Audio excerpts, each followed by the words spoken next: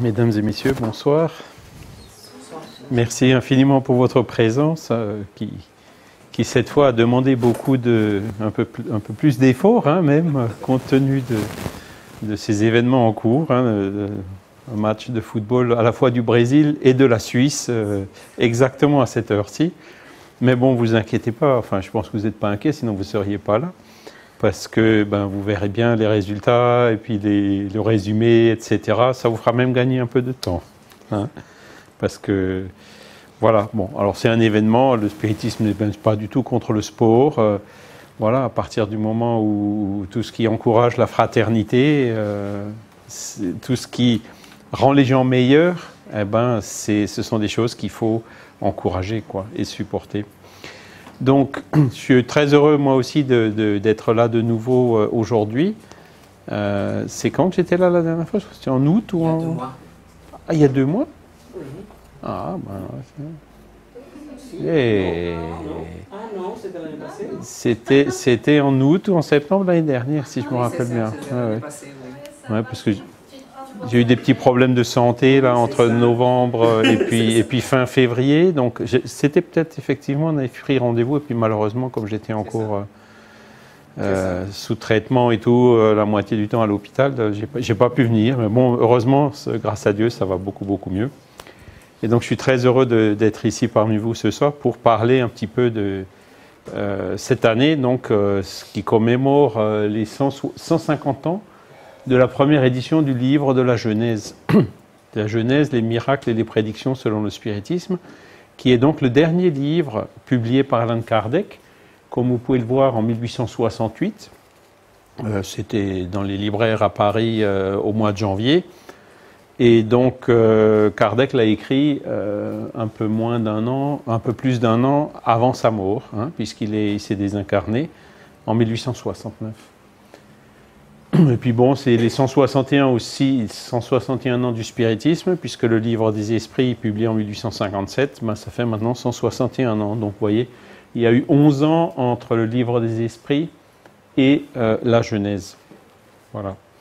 Alors bon, pour ce qui me concerne, j'ai mis un certain nombre de références là, le Conseil Spirit International, donc vous avez le site internet ici. Il y a la Fédération Spirit française à laquelle je participe, où vous pourrez aussi trouver énormément d'informations en français. Il y a le Mouvement Spirit francophone, donc c'est une organisation internationale qui est au sein du Conseil Spirit International, mais qui coordonne tout ce qui est de langue française, c'est pour ça francophone. Et il y a beaucoup de travail, notamment tous les livres que vous voyez en français, les relectures de traduction, tous les documents qui aident les groupes à faire leur travail, par exemple pour faire l'étude systématisée, on est en train de préparer un document aussi sur la médiumnité, etc. Et tout ce qui est dépliant, site internet, c'est ce qu'on développe dans la langue française. Il y a un site aussi du mouvement Spirit francophone qui s'appelle l'Encyclopédie Spirit. Donc là-dessus, vous pourrez trouver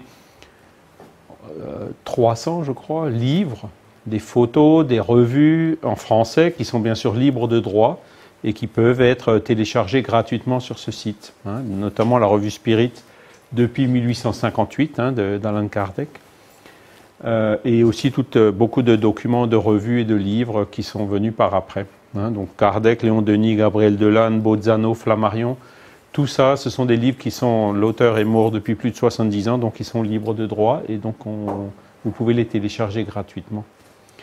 Et bon, je travaille aussi dans un petit centre d'études spirites dans la ville de Thann. Donc c'est 120 km au nord d'ici, à vol d'oiseau. Mais bon, en traversant le Jura, ça fait un peu quelques détours, il y a quelques virages. Mais voilà, c'est pas très loin d'ici. Et je disais toujours, de Thann, on voit en fait le Chasseral. Et le Chasseral, on le voit aussi d'ici, quoi. Donc on a un point de vue commun, au-dessus de Neuchâtel et Bienne, entre Lausanne et puis quoique à Lausanne, je pense qu'on ne le voit pas, il faut monter un peu plus haut. Voilà. Alors, 150 ans de la Genèse 2018. Alors, le livre vient d'être réimprimé par le mouvement Spirit francophone, justement. Édition économique, donc on les fait maintenant à 7,50 €. Vraiment, on essaie de faire le prix le plus bas possible pour que ce soit populaire. c'est pas pour gagner de l'argent, le premier but, c'est la diffusion, quoi. Et là, j'ai mis une petite mention. Donc, le livre qui vient d'être réimprimé, il est conforme à la 4e édition originale qui a été faite et imprimée en février 1869, c'est-à-dire en gros 6 semaines avant la désincarnation d'Allan Kardec. Donc, la 4e édition, elle est identique aux 3 premières, contrairement à ce qui est écrit dans les biographies de Kardec. Et c'est la 5e qui a été modifiée, donc revue, corrigée et augmentée, hein, comme c'est écrit sur le titre. Mais donc les recherches qui ont été faites récemment montrent que on n'est pas du tout sûr que ce soit Kardec qui l'ait modifié lui-même. Et c'est pour ça que nous, au niveau du mouvement spirit francophone, on a pris la décision. Maintenant, on ne prend pas de risque, on va être sûr de vraiment mettre à disposition, de diffuser le livre, qu'on est sûr que ce soit Allan Kardec. Et donc c'est pour ça qu'on est revenu à cette édition. Alors rassurez-vous, il n'y a pas beaucoup de modifications. Le mot augmenté, j'aime pas trop parce qu'en fait le livre, la 5e édition fait 50 pages de moins que la 4e. Il y a beaucoup de chapitres et de paragraphes qui ont été supprimés. Et donc on a remis dans cette édition-là. Mais cela dit, au niveau du contenu, il n'y a pas de changement fondamental. Si vous voulez, aussi bien la 4e édition que la 5e sont excellentes. Il n'y a pas de se dire, mince, qu'est-ce que catastrophe, j'ai lu la 5e. Non, non, vous en faites pas. Parce que 98% ou 95% du contenu est identique. Hein, voilà.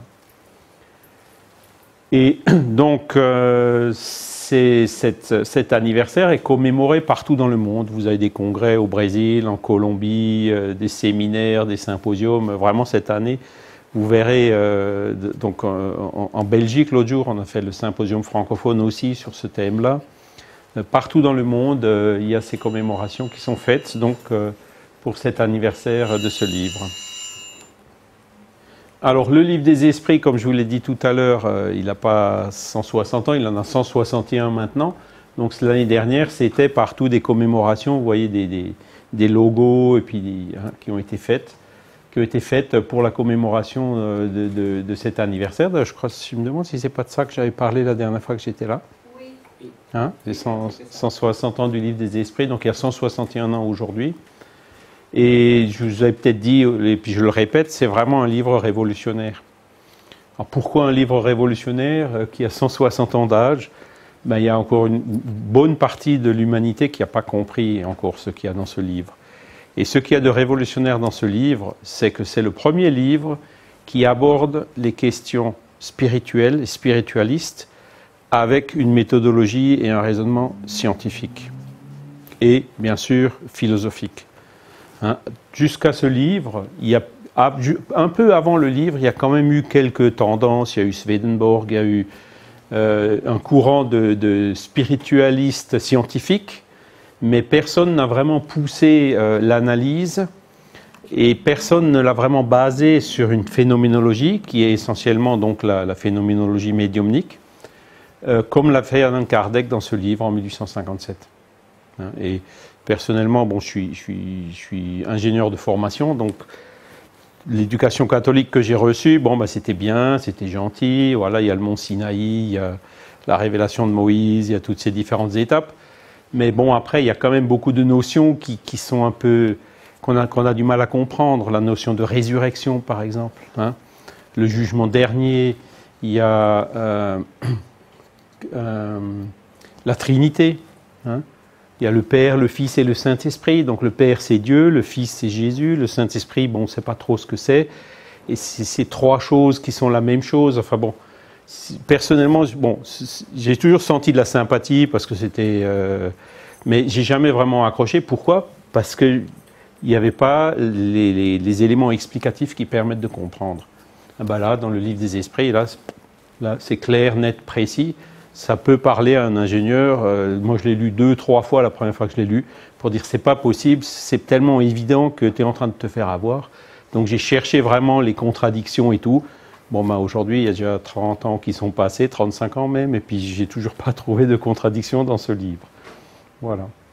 Et c'est en ça qu'il est vraiment révolutionnaire, et il n'est pas compris. Pourquoi? Ben parce qu'on voit qu'aujourd'hui, la science humaine, hein, suit toujours encore un paradigme matérialiste. Dès qu'on commence à parler d'esprit, de choses comme ça, il y a 90% des scientifiques qui... Non, c'est pas possible. Ou alors il y en a d'autres qui disent, ah ben la foi c'est une chose, la raison c'est une autre chose. Ah ben non, Kardec, c'est les deux ensemble, c'est la foi avec la raison, la foi raisonnée, qui est venue remplacer la foi aveugle, qui était nécessaire et qui est encore aujourd'hui nécessaire, parce qu'il y a beaucoup de gens qui n'ont pas les moyens, ou qui n'ont pas la volonté, ou qui ne cherchent pas à comprendre. Hein. Mais de plus en plus, ne se satisfont plus de cette approche dogmatique. Ils cherchent à comprendre, ils veulent savoir comment, pourquoi on me dit ça. Les prêtres, ils étaient de confiance, ils disaient aux gens ce qu'il fallait croire et pas croire, mais aujourd'hui on voit certains dérapages, cette foi aveugle pouvant générer le fanatisme, et puis on voit aujourd'hui des imams ou d'autres qui encouragent les gens à faire la guerre au nom de Dieu, au nom de la religion, etc. Donc là, ça ne va plus du tout. Là, il faut remettre les choses à plat et dire aux gens, attendez, essayez de comprendre d'abord et vous croirez ensuite si vous le voulez. C'est aussi les 160 ans de la revue Spirit, donc elle existe toujours. Je ne sais pas si tu en as quelques exemplaires ici.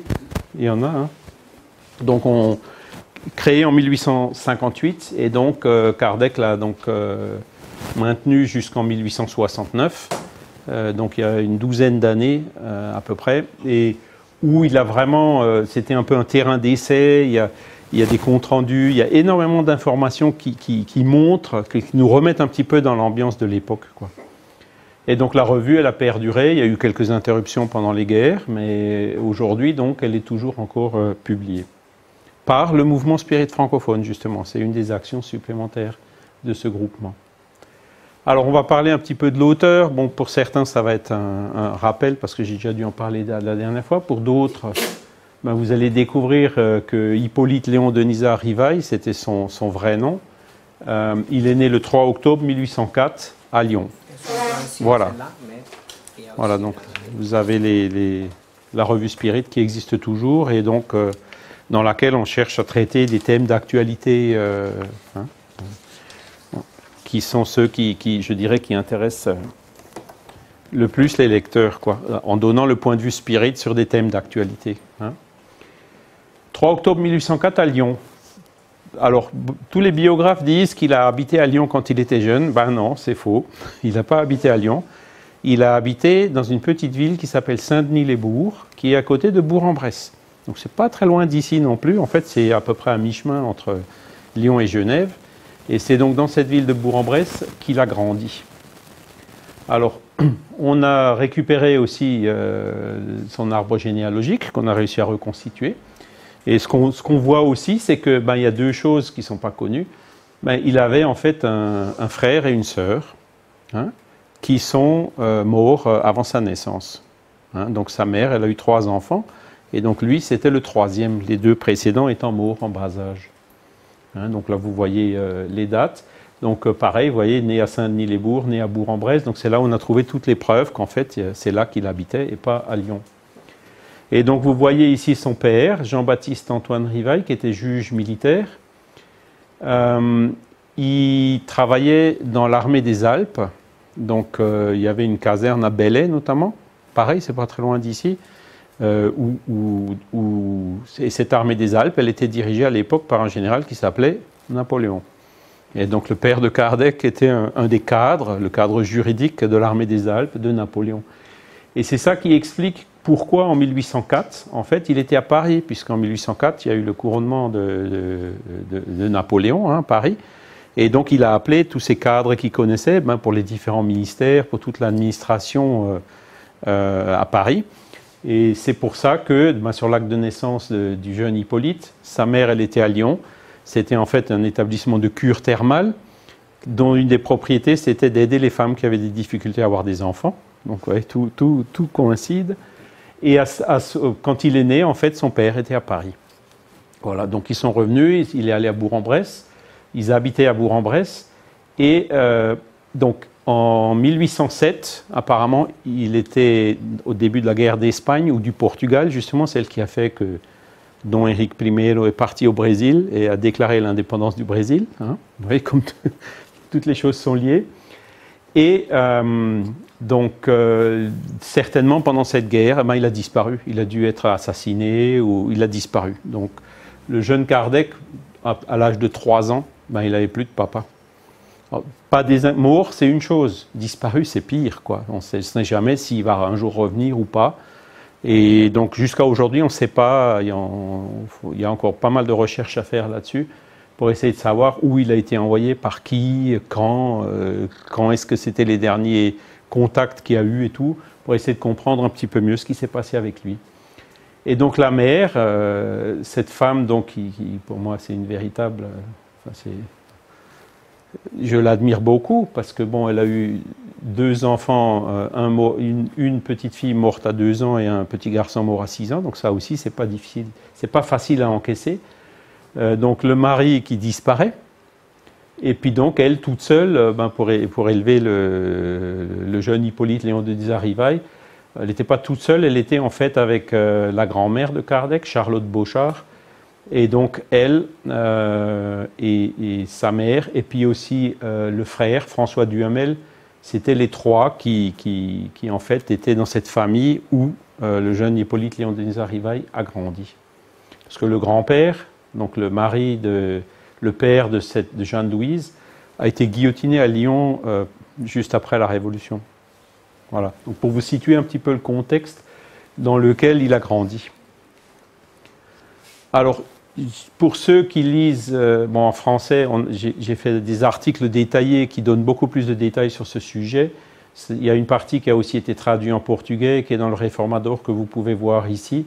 Donc pour ceux qui sont intéressés, n'hésitez pas à me contacter, je vous enverrai tous les textes et puis les détails si vous voulez approfondir ce sujet. Alors, donc tout petit, on ne sait pas exactement quand non plus, mais c'est vers 1812-13. Eh ben, là aussi, il y a une trace qui a été trouvée à Yverdon, dans les archives de l'Institut Pestalozzi, d'une visite qui a été faite donc, par Jeanne-Louise Duhamel, qui était donc la maman d'Alain Kardec, du jeune Hippolyte Léon de Désarivaille. Et donc, ils ont fait des efforts, ils ont réussi quand même à l'inscrire dans cet institut, qui était le plus fameux pédagogue, dirigé par le plus fameux pédagogue, Johann Heinrich Pestalozzi. Donc ça, je vous en ai parlé, je crois que c'était il y a 2 ans. Et donc, dans ce fameux château d'Yverdon, où, le 25 octobre, c'est ça ? 21 octobre. Le 21 octobre, il y aura la visite de Divaldo. Alors, je pense que je ne pourrai pas venir, parce que le 21 octobre, je serai au congrès de médecine et spiritualité francophone à Luxembourg. Voilà. Enfin, je vais regarder, mais en principe... pas venir. Et donc Pestalozzi a développé les méthodes pédagogiques de Rousseau, et c'était vraiment une école modèle en Europe. Donc dans cette école, il y avait vraiment des enfants qui venaient de France, de Russie, d'Allemagne, de Suisse, bien sûr, de tous les pays. Et donc tout petit, il a grandi dans ce milieu multiculturel, multilingue, et c'est ça qui a fait qu'il avait une ouverture culturelle très très grande, et qui parlait 6 ou 7 langues. Puisque c'est grâce justement à cette éducation qu'il a reçue dans cet institut. Donc, on ne sait pas non plus exactement quand il est sorti, parce que vers la fin, en fait, Pestalozzi l'avait mis un peu comme aide, comme professeur, puisque lui-même, il enseignait aux plus jeunes. Et on pense que c'est vers 1821 ou 1822, donc quand il avait 17-18 ans, qu'il est parti avec sa mère et puis son oncle, habiter à Paris, rue de la Harpe. Et donc à Paris, il a dit, moi je vais développer maintenant l'éducation de Pestalozzi, ce modèle d'éducation, à Paris. Et donc il a travaillé d'abord à écrire des livres. Donc vous voyez, le 1er février 1823, donc il n'avait même pas 19 ans encore, il avait 18 ans, où il annonçait qu'il allait publier donc, ce cours pratique et théorique d'arithmétique d'après les principes de Pestalozzi avec des modifications. Voilà. Et donc il avait ouvert à cette époque une souscription, vous voyez l'adresse, rue de la Harpe, numéro 117, qui est dans le quartier latin, où il habitait donc avec sa mère et son oncle. Et puis un peu plus tard, donc vous voyez, 10 mois plus tard, en décembre, le livre a finalement été imprimé. Donc il y a la notice du livre, vous voyez sa signature de l'époque. Et là, vous avez une couverture de livre, puis ce sont des éléments qui sont déjà disponibles dans la Bibliothèque nationale de France, donc que vous pouvez télécharger. Et donc il a continué à développer ce travail, il avait son propre institut, hein, qui fonctionnait rue de Sèvres à Paris, où il développait cet enseignement de Pestalozzi. Mais donc vers 1828-29, il y a eu un changement de gouvernement en France. Il y a les jésuites qui sont revenus en force et qui ont essayé d'étouffer tout ce qui était enseignement laïque, hein, comme c'était le cas de cette...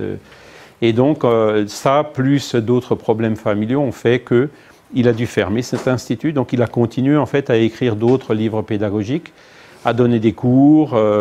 Il participait de plusieurs institutions savantes. Enfin bref, il a toujours continué dans ce même domaine de l'éducation. Jusqu'en 1854. Et en 1854, donc il avait, vous voyez, 50 ans, il a rencontré un ami qui lui a dit, ben écoute, il y a des tables qui tournent, qui bougent. Il a dit, ah bon, pourquoi pas, des tables qui bougent, on voit tellement de choses, l'effet de la foudre, le magnétisme, etc. Donc voilà.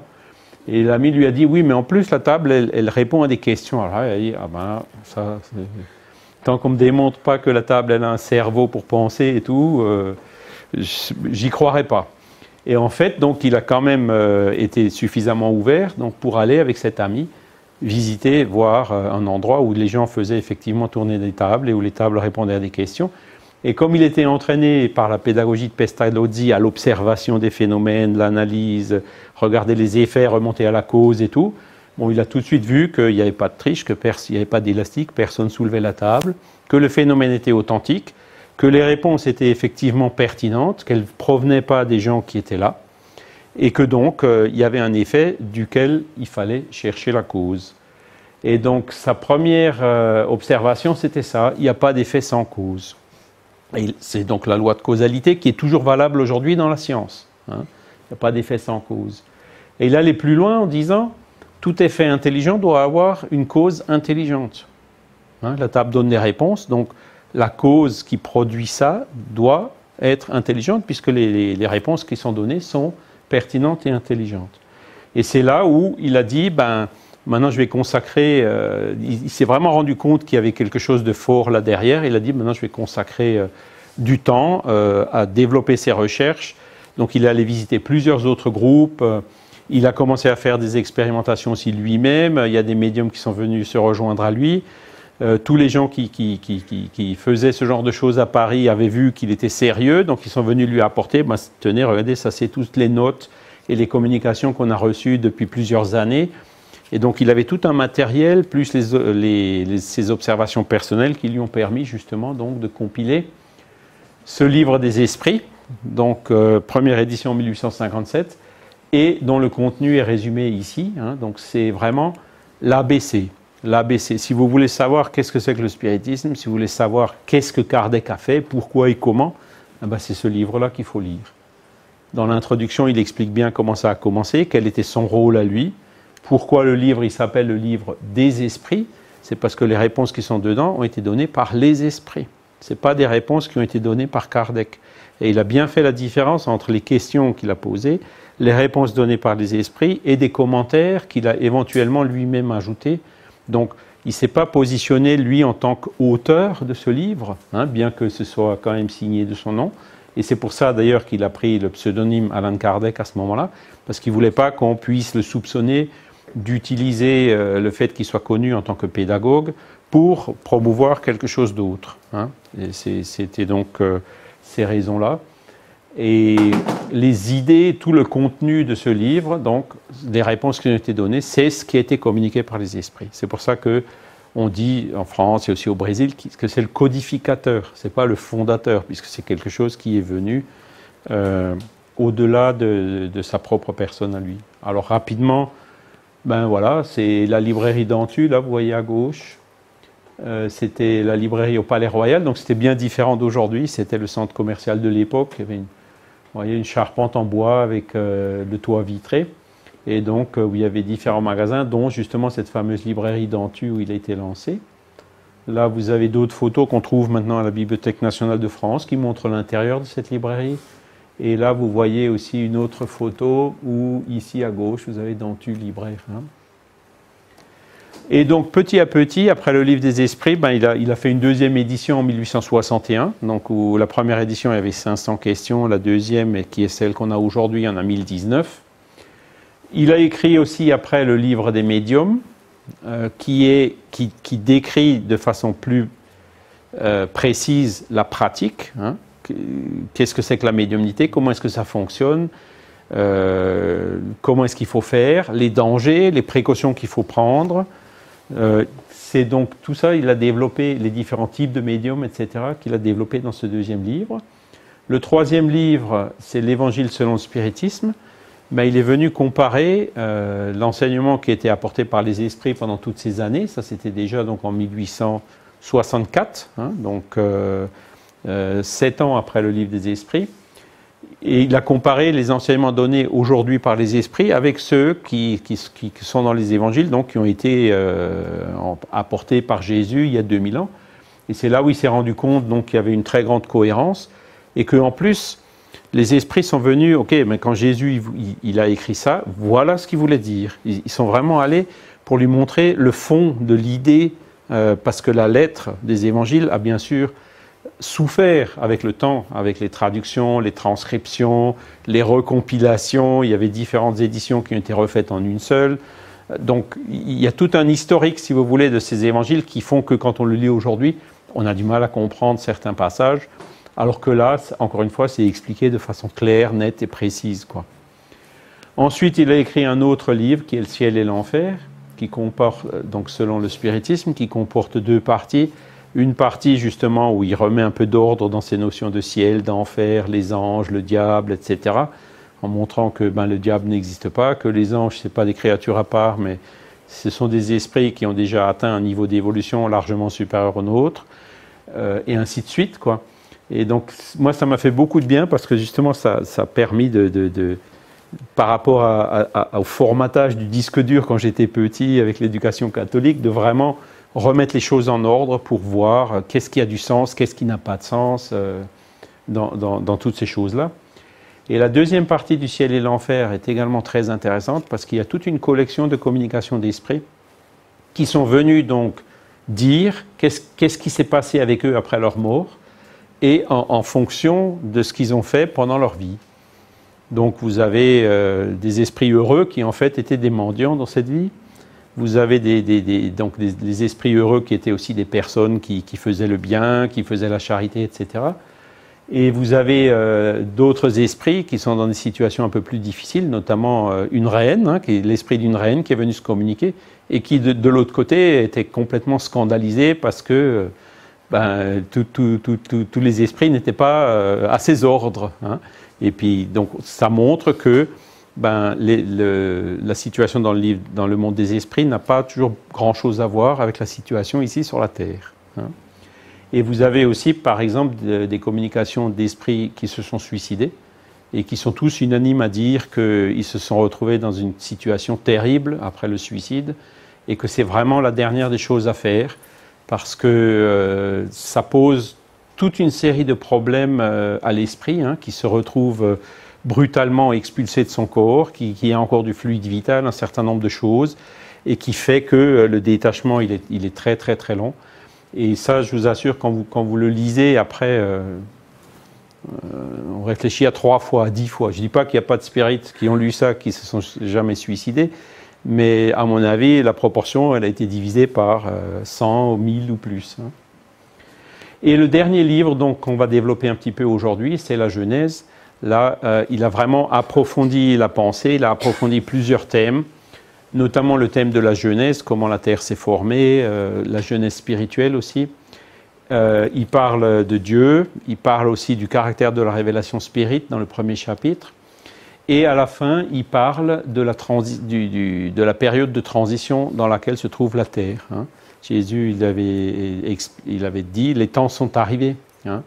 Et donc, là, il explique ce qui est en train de se passer, hein, avec des transmigrations d'esprit d'une planète à l'autre, qui explique ce qu'on voit aussi venir de différents autres courants religieux, hein, comme la fin du calendrier Maya, comme l'ère du Verseau. Enfin, il y a beaucoup de différentes appellations. Et là, encore une fois, c'est décrit de façon vraiment carrée, claire, nette et précise, quoi. Qu'est-ce qui est vraiment en train de se passer et pourquoi, ça permet de comprendre pourquoi aujourd'hui sur la Terre, il y a des crises aussi profondes. En fait, les crises sont là pour signaler justement cette transition. Et après la crise, souvent, la situation elle est bien meilleure qu'avant, quoi. Hein, les crises sont nécessaires justement pour accélérer, pour vraiment séparer, comme disait Jésus, les brebis des boucs, hein, le grain de l'ivraie. Et c'est un petit peu ce qu'on voit aujourd'hui avec cette polarisation, avec les gens qui disent non, non, regardez les immigrants. Il y en a qui disent qu'il faut absolument les recevoir, qui vont là-bas, qui sont en tant que bénévoles, alors que d'autres freinent des cas de fer. Non, non, surtout pas, on ne peut pas accueillir toute la misère du monde, etc. Donc une position un peu plus fermée, je dirais égoïste, qui oublie le fait que nous-mêmes, Européens, au XVIIIe et au XIXe siècle, on était les premiers à migrer, à cause des dictatures qu'on avait chez nous, vers les pays d'Amérique, hein, vers le Brésil ou vers l'Amérique du Nord, justement pour fuir et puis pour trouver un peu plus de liberté, quoi. Voilà, et donc il s'est désincarné à Paris le 31 mars 1869. Alors pour les 150 ans, il y a eu aussi beaucoup de livres qui ont été écrits, notamment ce livre ici que je montre. Il n'est pas encore traduit en français, mais il existe en espagnol et en portugais. Et donc j'ai beaucoup travaillé avec cette personne qui a fait donc des recherches à Paris et qui a donc rassemblé et expliqué dans ce livre tous les documents qui nous ont permis d'établir ce que je vous ai dit au début. Hein. C'est-à-dire que cette 5e édition, Kardec a certainement commencé à faire des révisions, mais il y a aussi de forts soupçons qu'il y ait d'autres révisions qui ont été faites après sa mort. Et donc ça, c'est dans la loi aujourd'hui, ça s'appelle violation du droit moral, donc c'est la Convention de Berne, hein, qui l'interdit. Hein, et donc nous, on ne veut pas prendre de risques. Comme c'est pas prouvé, mais dans le doute, on s'abstient et on diffuse l'édition antérieure qui, elle, on est sûr que c'était bien Kardec lui-même qui l'avait imprimé. Alors voilà le contenu du livre. Donc la Genèse, les miracles et les prédictions selon le spiritisme. Donc ça c'est le titre complet. Donc vous avez d'abord une petite introduction. La première partie du livre, c'est la Genèse. Cette première partie, elle est divisée dans les chapitres que vous voyez ici. Et donc ce premier chapitre, caractère de la révélation spirit, là il vient expliquer avec des détails qu'est-ce qui s'est passé, comment ça se fait que des esprits sont venus faire bouger des tables, donner des communications par des médiums qui permettent de compiler tout un enseignement, toute une philosophie, hein, toute une doctrine qu'il a en fait réunie dans le livre des esprits. Et il a montré aussi comment ces choses-là se sont produites dans le temps. Hein, donc la première révélation qui est la révélation de Moïse avec les 10 commandements. La deuxième qui est il y a 2000 ans celle de Jésus avec donc les évangiles. Et la troisième qui est celle que ces esprits sont venus spontanément secouer un petit peu, faire bouger les tables pour attirer notre attention et nous apporter spontanément ce genre d'enseignement. Alors, ce n'est pas venu tout près, parce qu'il y a quand même eu tout un travail d'organisation. Il explique bien aussi là quel a été son rôle. Hein. Donc lui, il était là, il observait, il regardait. Il y avait des doutes, il posait des questions pour éliminer les doutes. Il y avait parfois des contradictions qu'il a aussi levées en posant d'autres questions. Enfin, tout ce travail de compilation et de codification, c'est quand même le travail de l'homme. Après, vous avez un chapitre qui approfondit la notion de Dieu. Alors là aussi, bon... C'est la première partie du livre des esprits qui parle de Dieu. Et là, il apporte encore beaucoup plus d'éléments complémentaires par rapport à cette base qu'il y avait dans le livre des esprits. Le chapitre 3, il parle du bien et du mal. Alors, le critère spirit pour le bien et le mal, le bien, c'est pas ce qui est écrit dans le livre des esprits. Le bien, c'est tout ce qui est en harmonie avec les lois de la nature. Donc, vous voyez, le critère, c'est pas du tout lié au spiritisme, c'est lié à la nature. Et le mal, c'est l'opposé, c'est-à-dire c'est tout ce qui est en disharmonie avec les lois de la nature. Et là aussi, donc, il développe toutes ces notions dans ce chapitre-là. Après, il rentre un peu plus dans la Genèse, donc il montre que la science a évolué. Il y avait la géologie à l'époque qui commençait à découvrir les fossiles, les couches géologiques, les différentes périodes géologique, hein, et donc qui vraiment, c'était le début vraiment de cette science qui permettait d'établir que la Terre, elle n'a pas été faite en 6 jours, notamment, hein, et donc que le rôle de la science dans la détermination de la Genèse, il est fondamental. Et là, il a eu de l'aide, en fait, pour écrire ce chapitre et les suivants de Camille Flammarion, qui était encore tout jeune à l'époque, mais donc qui l'a aidé, qui faisait partie du groupe de la Société parisienne des études spirites et qui avait reçu là aussi des communications d'un esprit qui signait Galilée, et donc qui est venu lui apporter certains éléments qui étaient un petit peu en avance sur la science à l'époque, il faut le dire. Et donc la théorie qu'il avance ici, notamment pour la formation de la Terre, eh bien, c'est celle qui aujourd'hui est toujours encore scientifiquement reconnue, alors qu'à l'époque, il y en avait plusieurs. Après, donc, il parle des systèmes du monde ancien et moderne, notamment de la Genèse biblique et tout ça, hein, et puis donc les conceptions actuelles. L'uranographie générale, donc là aussi, comment est-ce que le système solaire s'est formé, etc. Il rentre dans ce genre de détails. Alors, il parle aussi, donc, dans la suite, toujours de la Genèse, donc l'esquisse géologique de la Terre, donc montrer ce que la science disait à l'époque, les différentes théories, les différentes révolutions du globe, avec les ères glaciaires, etc. La Genèse organique, comment est-ce que les corps organiques ont été formés, comment est-ce que la vie est apparue sur la Terre. La Genèse spirituelle, donc, où il parle de comment est-ce que les esprits sont apparus, d'où est-ce qu'ils sont venus, comment est-ce qu'ils sont venus s'associer petit à petit, et quel était leur rôle aussi dans cette évolution organique qui a bien été à peu près à la même époque développée par Darwin, hein, dans l'évolution des espèces. Et le dernier, ben, il fait un comparatif avec la Genèse mosaïque, donc les 6 jours en fait, il le compare à peu près à 6 grandes étapes, hein. Et donc pour montrer que ben, à l'époque, il y a 3500 ans de Moïse, c'était un peu allégorique, toutes ces notions, hein, et que donc, là aussi, il a remis, il a quand même comparé ces phases avec ce que la science disait à l'époque. Donc ça, c'est pour la partie la Genèse. La deuxième partie, il parle des miracles. Alors, qu'est-ce que c'est qu'un miracle? Donc, si vous prenez la définition, la définition dit, c'est une dérogation aux lois de la nature, suivant la volonté de Dieu. C'est-à-dire Dieu fait quelque chose qui déroge par rapport aux lois de la nature, et c'est ça qui est considéré comme un miracle. Alors la première conclusion de Kardec, c'est de dire, ben, ça n'existe pas. Les miracles n'existent pas. Ce qu'on appelle des miracles, ce sont des choses qui suivent des lois naturelles, mais qu'on ne comprend pas encore aujourd'hui. Hein? Quand vous voyez l'homme des cavernes, il voyait la foudre, il avait peur, il pensait que c'était les dieux qui se mettaient en colère, il prenait ça comme un miracle. Hein? Encore aujourd'hui, il y a des choses, des guérisons spontanées, des choses qui se passent effectivement à Lourdes ou à d'autres endroits, hein, qu'on considère comme des miracles. Alors pourquoi on dit que c'est des miracles? Parce qu'on ne comprend pas encore les lois naturelles qui sont derrière tout ça.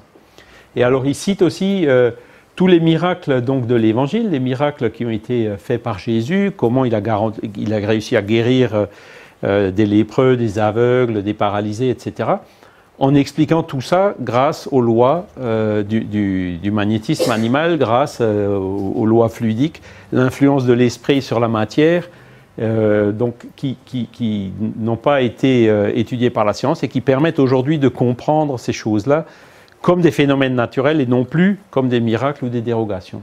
Voilà. Vous avez aussi un autre chapitre, là, le chapitre 14, il est très intéressant, et puis il parle des fluides. Et ce chapitre, c'est vraiment une Bible pour tous ceux qui veulent donner des passes magnétiques. Vous voyez ça dans vous le faites ici aussi, hein. Les passes magnétiques, en fait, toute la base pour savoir comment ça fonctionne, elle est expliquée dans ce chapitre. Kardec, il ne parlait pas trop de ça tel que c'est pratiqué aujourd'hui, donc ça s'est développé par la suite, et aussi par le magnétisme, hein, donc le mesmérisme, les autres formes de magnétisme. Mais là, il expliquait bien donc justement le rôle du fluide, du propre magnétiseur, le rôle des esprits, l'importance de la pensée, la réceptivité de celui qui reçoit, etc. Tout ça s'est développé dans ce chapitre. Et après, donc, il reprend les miracles de l'Évangile et il apporte les explications rationnelles donc pour expliquer ces miracles selon les lois de la nature. Et donc, la troisième et dernière partie du livre, c'est les prédictions. Donc, théorie de la préscience. Comment est-ce qu'un esprit peut prévoir ce qui va se passer dans le futur? Ou même parfois certains médiums. C'est rare, hein, il y en a beaucoup qui font commerce de ça, mais là j'attire votre attention, soyez prudents parce que ce n'est pas toujours authentique. Il y a beaucoup d'abus dans ce domaine-là, même si parfois c'est authentique. Hein. En fait, il vient expliquer comment les esprits qui ont une vue beaucoup plus large, qui ont beaucoup plus de recul que nous, peuvent, avec une certaine probabilité relativement élevée, prévoir des choses qui vont se passer dans l'avenir. Et il cite un exemple d'une personne qui est sur une montagne, hein, qui a une vue sur toute la plaine, sur la forêt et tout ça, qui voit un chemin qui est sur cette forêt, qui voit une personne qui marche, qui avance sur ce chemin, et qui peut voir les obstacles ou les pièges ou le lion embusqué, etc., qui est un petit peu plus loin sur ce chemin. Donc il peut dire, s'il continue, en fait, il risque d'être attaqué par le lion. Vous voyez ? Donc, en fait, il prévoit l'avenir pas de façon absolue, parce que ce serait là du déterminisme, donc ça annihilerait notre libre arbitre. La personne qui marche sur ce chemin peut toujours à tout moment décider d'arrêter et de faire demi-tour. Donc ça, c'est des choses qui sont beaucoup plus difficiles à prévoir. Et donc, c'est avec ces choses-là, avec ce genre de notions, donc en se mettant à la place d'un esprit qui a du recul par rapport à nous qui sommes enfermés dans notre corps physique ici sur la Terre et qui donc avons des limitations de nos sens, qui n'avons pas cette vue aussi large, comment eux, ils peuvent effectivement prévoir des choses qui nous concernent. Et souvent, c'est aussi parce qu'ils ont l'information des engagements que nous avons pris, chacun de nous, avant notre réincarnation, du programme de vie qu'on a fait, des choses qu'on a demandées et qui, forcément, vont se réaliser. Hein, voilà. Il parle aussi des prédictions de l'Évangile. Donc là aussi, Jésus, il a fait beaucoup de prédictions qui se sont en fait avérées par la suite. Hein. Donc Jésus, il avait effectivement cette vue quand il a dit notamment le temple sera détruit, il n'y aura plus pierre sur pierre. Le temple de Jérusalem, il y a peut-être encore un bout de mur, mais c'est tout ce qui reste, quoi. Il a prévu aussi, je ne suis pas venu apporter la paix, mais la division, parce qu'il avait aussi prévu que l'être humain, en fonction des enseignements qu'il avait donnés, allait essayer d'en tirer profit pour dominer, ce qui a donné les différents courants religieux qui se sont combattus, et les guerres, et tout ce qu'on voit encore d'ailleurs aujourd'hui. Hein. Et donc montrer comment Jésus, il avait cette vue, et il nous avait prévenu dans les évangiles de ce qui allait s'arriver par la suite. Et il parle aussi un petit peu des prophètes, évidemment, qui étaient venus annoncer plein de choses, qui là aussi se sont réalisées. Et le dernier chapitre, là, qui est donc très intéressant aussi, c'est sur cette période de transition que traverse la Terre. Alors, pour terminer, je vais juste vous mettre quelques extraits du livre. Donc, j'ai choisi quelques extraits où il parle, donc du chapitre que vous avez vu au départ, où il parle de Dieu. Donc, vous voyez, Dieu existe, nous n'en saurions douter. Il est infiniment juste et bon, c'est son essence. Et il explique dans le livre des esprits pourquoi, hein, par des raisonnements mathématiques, par l'absurde, comme on dit, des raisonnements par l'absurde. Hein. Il arrive à démontrer que Dieu doit être infini dans tous ses attributs. Sa sollicitude s'étend à tout, nous le comprenons, il ne peut donc vouloir que notre bien. C'est pourquoi nous devons avoir confiance en lui, voilà l'essentiel. Pour le surplus, attendons que nous soyons dignes de le comprendre. Parce qu'après, vous avez beaucoup de gens qui se posent des questions, mais qu'est-ce que Dieu et comment il a été créé, quelle est sa nature. Les esprits à qui Kardec a posé ces questions, ils sont venus dire, écoute, nous on ne comprend pas, comment veux-tu qu'on te le dise, hein? Et c'est là où il faut avoir aussi l'humilité de se dire, on ne peut pas encore tout comprendre.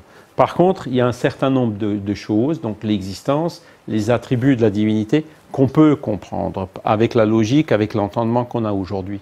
Et aujourd'hui, il faut déjà commencer là-dessus, se baser là-dessus, et puis attendre un peu plus pour la suite. Hein?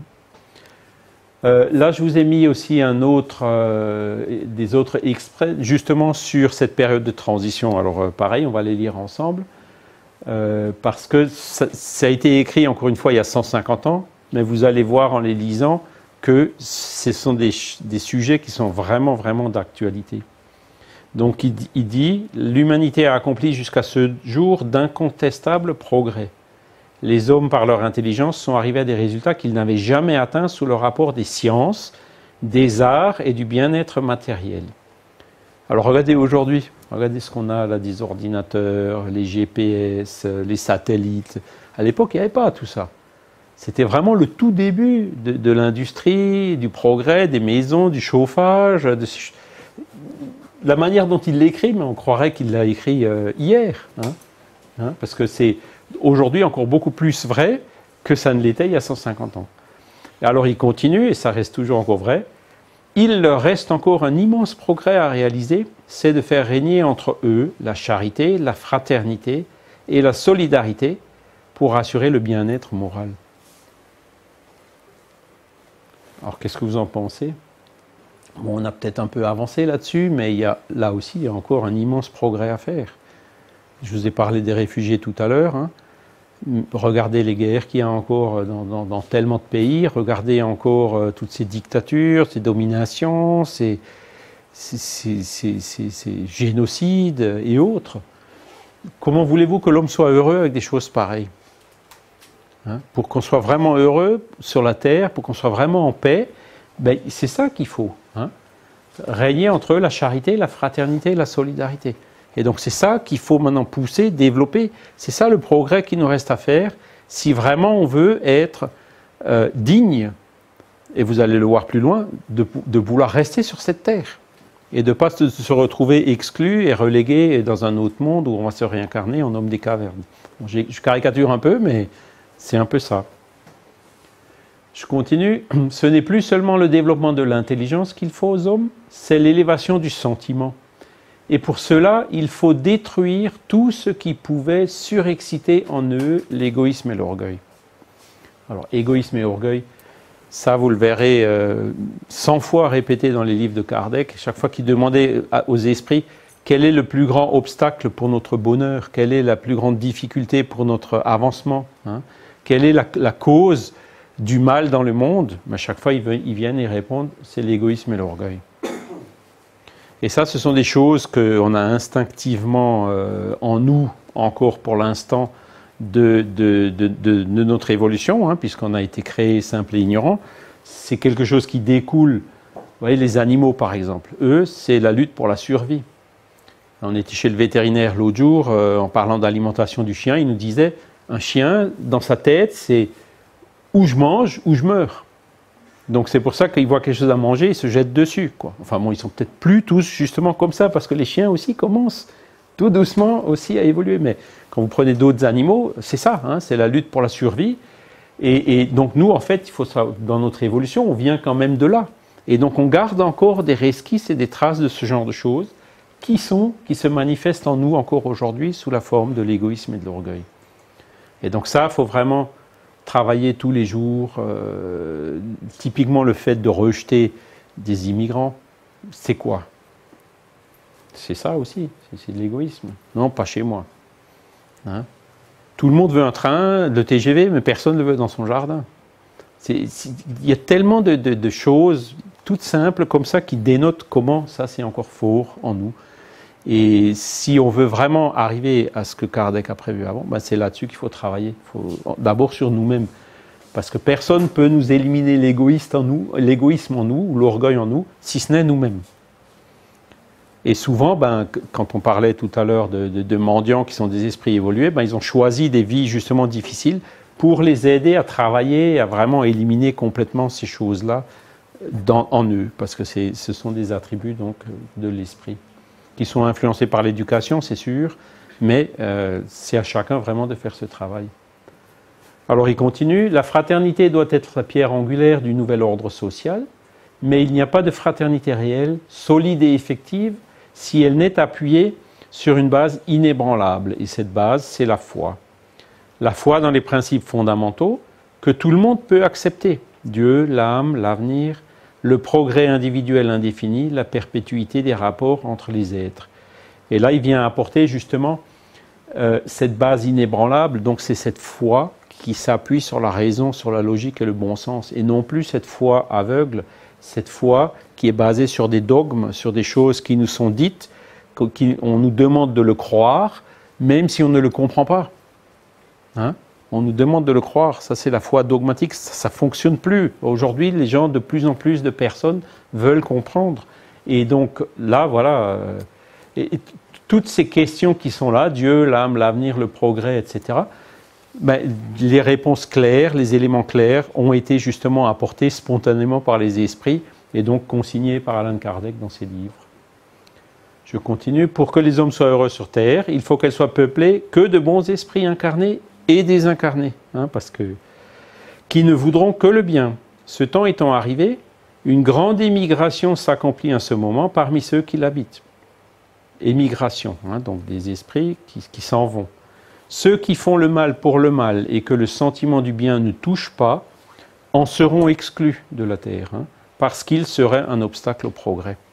Et c'est justement ça qui caractérise cette période de transition. En fait, tous les esprits qui sont encore en retard par rapport au niveau vibratoire de la Terre qui monte quand même malgré tout, ils perdent le contact et ils en sont exclus. Là, il parle du mot exclu, mais en fait, c'est quelque chose, c'est un phénomène naturel.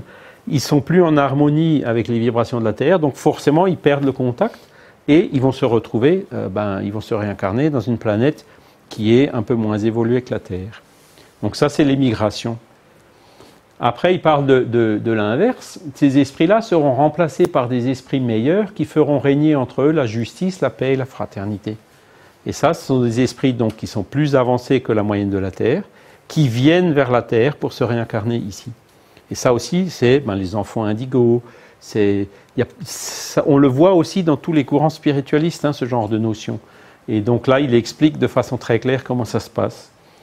Et il y a un livre d'ailleurs que je vous conseille, c'est Vers la lumière de Chico Xavier, qu'on a maintenant en français, et qui explique comment une transition de ce genre s'est passée justement à l'époque dans la préhistoire, hein, qu'il y a des esprits qui sont venus d'une autre planète plus évoluée que la Terre pour se réincarner sur la Terre.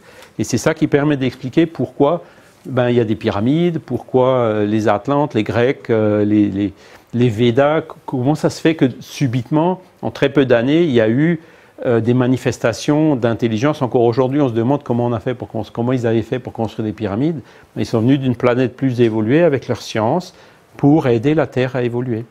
Voilà comment ça s'est passé. Et on a fait un article dans une des dernières revues Spirit où on parle justement des recherches récentes qui ont été faites par un Israélien, où il parle de la révolution cognitive. Et il y a 70 000 ans, subitement, Cro-Magnon, qui était dominé par Néandertal pendant des millénaires, subitement, en très peu d'années, 1 ou 2 millénaires, Cro-Magnon a passé à dominer Néandertal au point de faire disparaître Néandertal. On a toujours encore des gènes de Néandertal parce qu'ils s'étaient quand même mélangés à un moment donné. Et donc, il explique que le Cro-Magnon, subitement, il y a eu les premières manifestations religieuses. Les gens se regroupaient autour d'une idée, autour d'un chef ou quelque chose comme ça, qui faisait que cette union leur donnait la force pour dominer le Néandertal, qui était physiquement un peu plus costaud qu'eux. Et donc, ça, maintenant, ce sont les archéologues qui le découvrent et qui l'établissent dans des livres scientifiques. Et nous, on voit qu'il y a 150 ans, il y avait déjà ce genre d'enseignement qui était donné par les esprits dans ces livres d'Allan Kardec, où on apporte justement l'explication spiritualiste de ce phénomène que les archéologues constatent, mais qu'ils n'arrivent pas à expliquer. C'est la fameuse révolution cognitive. Je continue. Alors donc là, on a l'époque de la transition, avec les deux qui sont mélangés. Hein. On assiste au départ de l'une et à l'arrivée de l'autre. La nouvelle génération se distingue par une intelligence et une raison généralement précoces, jointes au sentiment inné du bien et des croyances spiritualistes, ce qui est le signe indubitable d'un certain degré d'avancement antérieur. Il continue, ce qui distingue au contraire les esprits arriérés, c'est d'abord la révolte contre Dieu, le refus de reconnaître une puissance supérieure à l'humanité, donc ce fameux orgueil, hein, puis la propension instinctive aux passions dégradantes, aux sentiments antifraternels, l'égoïsme et l'orgueil qui revient encore une fois, et l'attachement à tout ce qui est matériel. Là aussi, c'est une grosse erreur, parce que 100% de probabilité, un jour on va s'en aller de l'autre côté. Et le jour où on s'en va de l'autre côté, même notre corps, on ne l'emmène pas. On n'emmènera pas la voiture, le compte en banque, tout ça, ça reste ici. Et même notre corps, on le rend à la nature. Donc, ce qu'on emmène, c'est quoi? C'est justement ces acquis intellectuels et moraux, quoi. Mais tout ce qui est matériel, si on reste attaché, ça va difficulter notre dégagement. Comment développer le spiritisme? Alors, je voudrais rendre hommage à cet homme, Nestor Masotti. Alors, en France, c'est sûr, on a la chance, et en Suisse, ici, on a la chance d'avoir les livres dans le langage original. Aucune modification n'est nécessaire. Le langage, à l'époque, était déjà très clair. Napoléon, il avait fait le grand ménage là-dedans. Mais si on veut vraiment développer le spiritisme dans les autres pays, et même ici chez nous, c'est de divulguer Allan Kardec. C'est pour ça que le mouvement francophone a fait ses livres pas chers, pour vraiment aider à la divulgation. Parce que comment voulez-vous expliquer à un Finlandais ce que c'est que le spiritisme si vous ne pouvez pas lui mettre un livre qu'il peut emmener chez lui et l'étudier? Il faut que ce soit un livre bien écrit, bien traduit dans sa langue. Et ça, c'est un travail énorme, notamment pour la partie alémanique. Les livres en allemand, ils existent, mais ça reste encore, quand on voit avec des Suisses ou des Allemands, qu'est-ce que tu en penses? Ils disent, ouh là là, il y aurait pas mal de révisions à faire dedans. Mais en français, non. En français, on a tout ce qu'il faut. On a même maintenant les livres de Chico. Bon, certaines traductions ne sont pas encore 100%, mais il y en a pas mal qui sont vraiment de bonnes traductions. Voilà. Il y a aussi toute la phénoménologie récente. Donc, c'est les expériences de mort imminente. Les EMI, vous avez certainement tous entendu parler. Ça, c'est vraiment le phénomène génial. Comment voulez-vous convaincre qu'il existe autre chose que le corps physique dans l'être humain de façon meilleure et plus claire que dans ces phénomènes-là? Le corps, il est en arrêt cardiaque, le cerveau ne fonctionne plus, et pourtant, la personne a des perceptions, elle arrive à mémoriser, elle fait des expériences qui sont fantastiques, et dont elles arrivent de temps en temps à garder le souvenir. Donc, environ 15% des personnes qui sont dans un coma, dans une situation d'arrêt cardiaque comme ça, se rappellent ensuite de ce qui s'est passé. Et là, donc, vous avez Pim van Lommel qui a écrit là-dessus, hein, et qui dit clairement, notre conscience survit à la mort du corps physique. Ça, pour lui, c'est maintenant une certitude. Donc la science, ça y est, s'y met. Et vous avez aussi Eben Alexander, donc, qui a écrit ce livre, Preuve donc, du paradis, qui était un neurochirurgien qui a eu une méningite grave, son cerveau ne fonctionnait plus. Il y a tous les scanners, les IRM, toutes les analyses possibles et imaginables qui ont été faites par ses confrères. Qui a dit, il n'y a vraiment plus rien qui marchait dans ton cerveau à ce moment-là, quoi. Et il s'est rétabli, il a guéri, et lui aussi, il a ramené tout un tas d'expériences, des observations qu'il a pu faire et qui se sont révélées exactes pendant son arrêt cardiaque. Et lui aussi, il est catégorique et il dit la conscience ne peut pas être le produit du cerveau. Elle existe quelque part ailleurs. La musique, ce n'est pas le produit du piano. Le piano, c'est l'instrument. Mais la musique, elle vient du musicien qui joue sur le piano. Vous voyez? Et c'est un petit peu cette constatation qu'ils ont réussi à faire.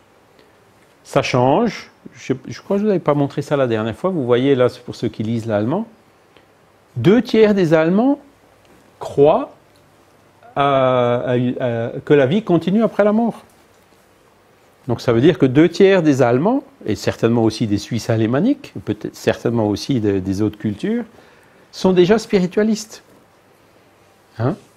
Donc, on pense toujours, oui, ils ne croient pas, les gens restent dans leur matière. Non, non, non, non, non, il y a déjà 2/3 des gens qui sont spiritualistes, qui ont déjà fait ce premier pas qui est en fait le plus difficile. C'est de casser ce blocage, de casser cette barrière du matérialisme, quoi.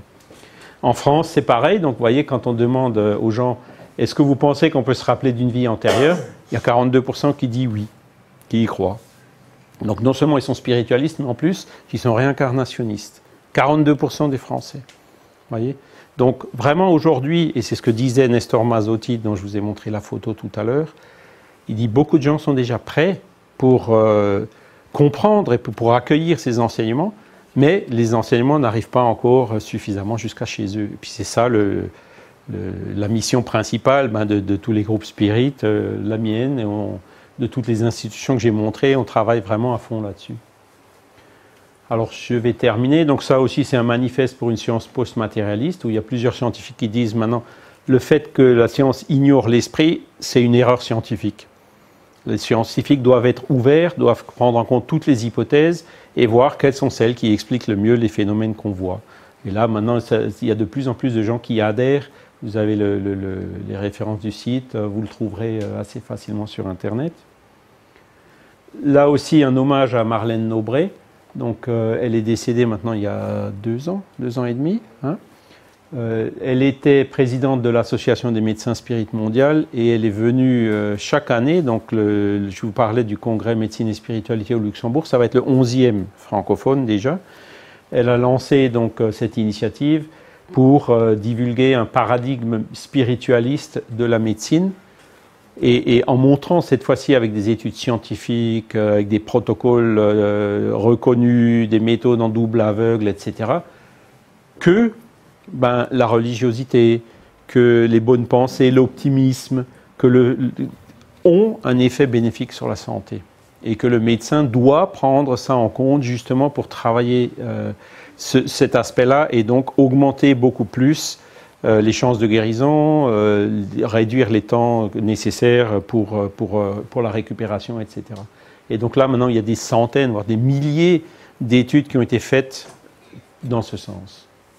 Voilà. Et donc en disant que l'homme est un être bio, socio, psycho-spirituel. Donc vous voyez, bio pour le corps, socio pour la société, psycho c'est la psychologie et spirituel c'est parce qu'il faut aussi prendre en compte l'esprit, cette réalité qui fait partie de nous, de chacun de nous.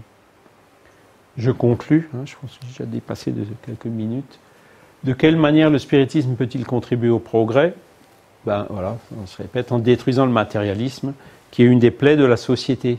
Il fait comprendre aux hommes où est leur véritable intérêt, donc sur les valeurs spirituelles qui sont les valeurs éternelles.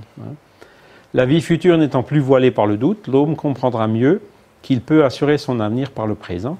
En détruisant les préjugés de sectes, de castes et de couleurs, il apprend aux hommes la grande solidarité qui doit les unir comme des frères. Et cette fameuse foi raisonnée que Kardec a illustrée sur la couverture de l'Évangile selon le spiritisme par cette phrase « Il n'y a de foi inébranlable que celle qui peut regarder la raison face à face à tous les âges de l'humanité. » Voilà, je vous remercie infiniment pour votre attention et puis je reste à votre entière disposition. Je ne sais pas si on a le temps pour des questions. En tout cas, n'hésitez pas à me contacter, à poser des questions par mail. Je ne réponds pas toujours immédiatement, mais je vous répondrai. Voilà, merci beaucoup. Oui? Alors, on va élever nos pensées justement vers Dieu, notre Père, Créateur de l'univers et de tous les êtres qui peuplent l'univers, incarnés et désincarnés. Dieu qui est l'intelligence suprême et la cause première de toutes choses, et qui nous a envoyé différents missionnaires au long des millénaires pour nous apporter progressivement tous ces enseignements.